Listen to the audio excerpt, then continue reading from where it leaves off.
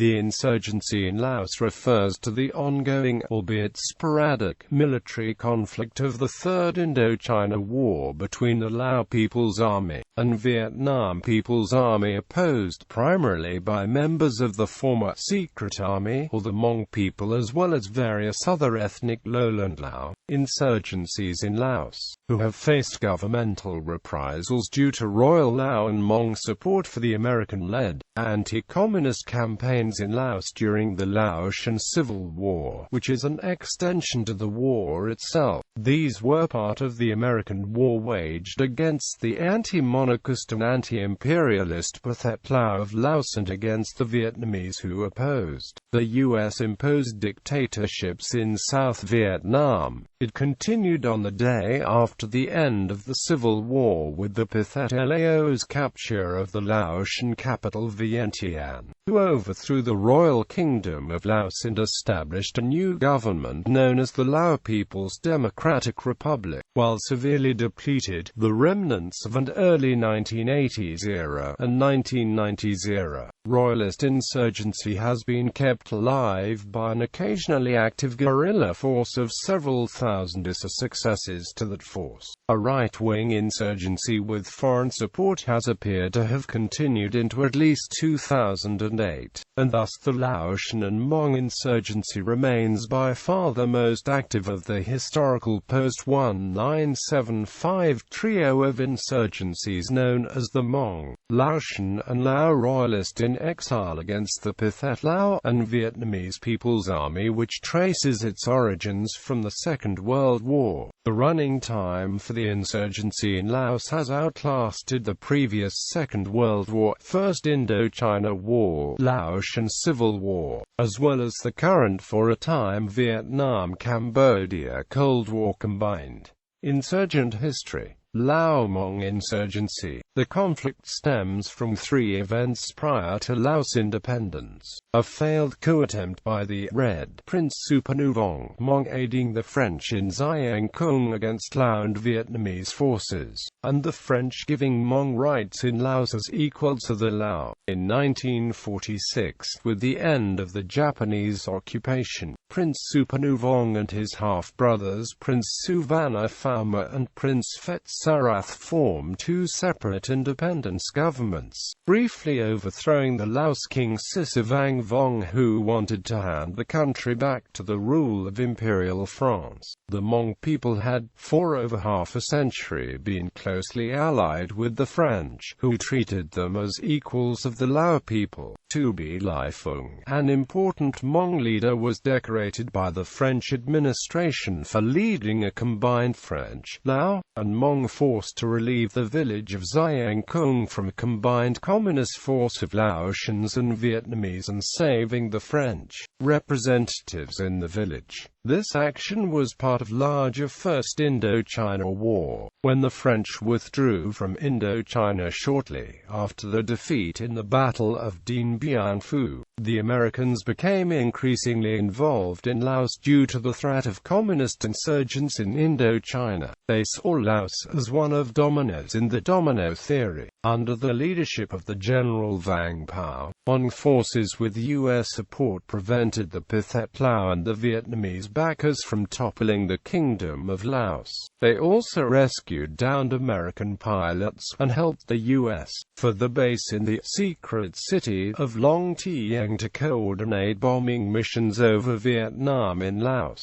By 1975, with the collapse of the South in the Vietnam War and loss of American support, the Pathet Lao was able to take control of the government. Hmong people, especially those who had participated in the military conflict, were singled out for retribution. Of those Hmong people who remained in Laos, over 30,000 were sent to re-education camps as political prisoners, where they served indeterminate, sometimes life sentences, enduring hard physical labor and difficult conditions. Many people died. Thousands more Hmong people, mainly former soldiers and their families, escaped to remote mountain regions, particularly Pho Bia, the highest mountain peak in Laos.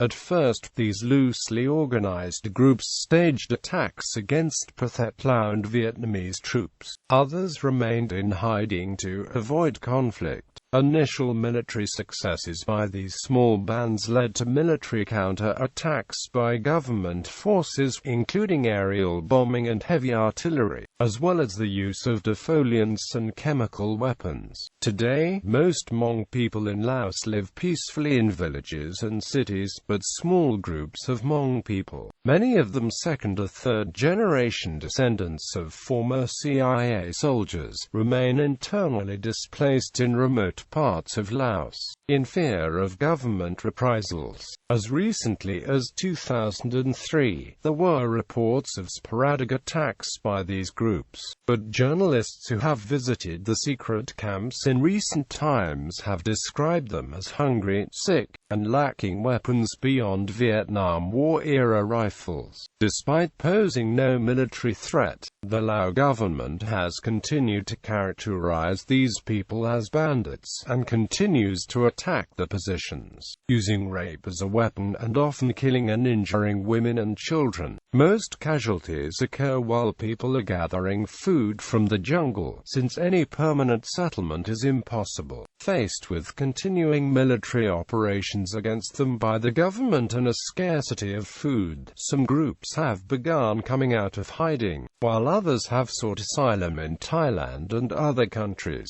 In December 2009, a group of 4,500 refugees were forcibly repatriated to Laos from camps in Thailand despite the objections of, amongst others, the United Nations and the USA.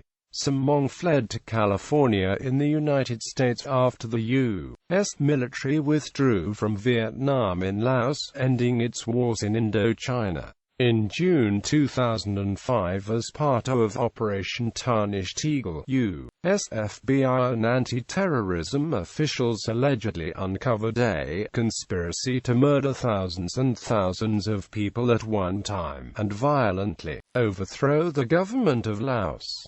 The alleged plot included ex-U.S. Army Rangers, former Green Berets and other guns for hire. The plotters were accused of attempting to use rifles, -92 Finnish Marcus Stinger surface-to-air missiles, anti-tank rockets and other arms and munitions smuggled from the U.S. via Thailand to reduce government buildings in Vientiane to rubble, said Bob Twist, an assistant U.S. Attorney, Lieutenant Colonel Harrison Ulrich Jack, a retired California National Guard officer who reportedly served in covert operations during the Vietnam War, and former General Vang Pao were named as the probable ringleaders of the purported coup plot.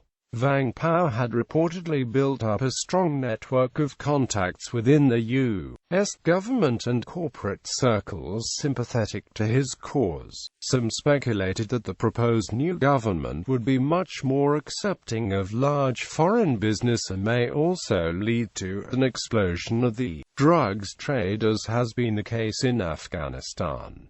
The defendants' lawyers argued that the case against all of the clients was spurious at best. The case cannot proceed. The process has been so corrupted by the government's misconduct that there can never be any confidence in the validity of the charge, said Mark Reichel, one of the defense attorneys involved in the case. Heil that tries to portray the conspiracy as a dangerous and sophisticated military plan. It cannot refute the extensive evidence demonstrating otherwise, from the agents informing the so-called conspirators that they would need an operational plan, to his providing a map of the region when they couldn't procure a useful one, to his explanation of what GPS was, to the so-called conspirators' inability to finance the operation. On September 18, 2009, the federal government dropped all charges against Vang Pao, announcing in a release that the continued prosecution of this defendant is no longer warranted, and that the federal government was permitted to consider the probable sentence or other consequences if the person is convicted. Royalist in exile insurgency. Beginning in 1980, the anti-communist, pro-royalist forces organized under the so-called Lao National Liberation Front carried out their own insurgency in southern Laos, such of which had been initiated by a series of reasonably successful guerrilla warfare attacks upon its seizure of weapons from the militaries of Laos and Vietnam. In 1982, the LNLF succeeded in briefly establishing the Royal Lao democratic government in a collection of southern Lao provinces, largely due to support